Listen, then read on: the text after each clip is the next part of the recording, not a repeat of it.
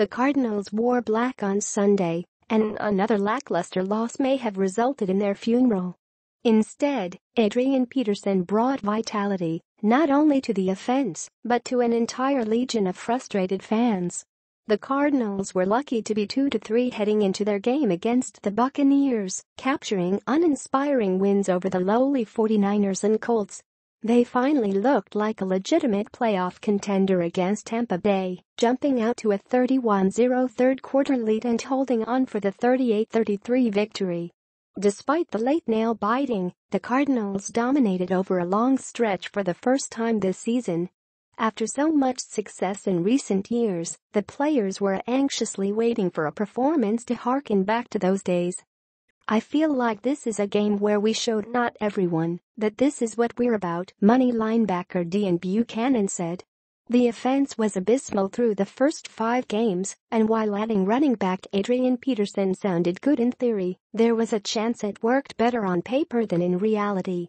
That notion was extinguished on the first series, when Peterson looked like an unleashed bull in Pamplona, flying through running lanes with reckless abandon. Peterson never slowed down, finishing with 26 carries for 134 yards and 2 touchdowns.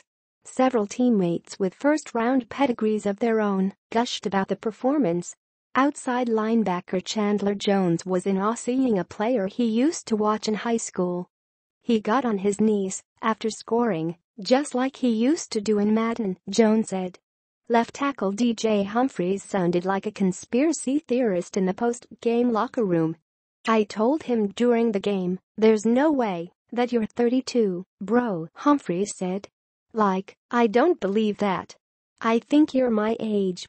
The way you're running this ball, you've got to be 23. I don't care what you're talking about. I don't care what your birth certificate says." "I think he got in the league way earlier than he was supposed to, and he tried to play it off like he was really old. But it's coming to light now. That don't make sense. There's no way he's 32. A week ago, the Cardinals continued a troubling season-long trend of offensive ineptitude and defensive letdowns in a blowout loss to the Eagles. There were issues on Sunday as the Bucs rallied late, but the Cardinals finally looked like a team with upside. The quarterback pressure was consistent, and the secondary picked off a pair of passes. The offense isn't going to rack up 432 yards of offense and go more than 40 minutes without punting on a regular basis, but the ceiling, it seems, has been raised. "The talent level on this offense is absurd," Humphries said. "It's just about putting it all together like we did today." Peterson has changed the game, giving an offense lacking in playmakers an immediate boost. "I can guarantee the Rams weren't anticipating this 2 weeks ago," quarterback Carson Palmer said. "It's a big lift. Everybody in here, I'm sure, felt the intensity that our crowd brought today and the excitement in the air. It was a level of enthusiasm that had been missing for all of 2017. Suddenly, the NFC West looks like a 3-team race." The Cardinals started slowly, but after Sunday, they can argue those 5 games were an early sputter and not indicative of a team with fatal flaws.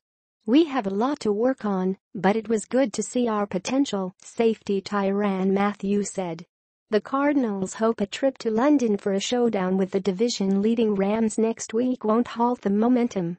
"When you get hot, and you want to get hot at the right time, you've got to ride that," cornerback Trayman Williams said. "You've got to ride that wave."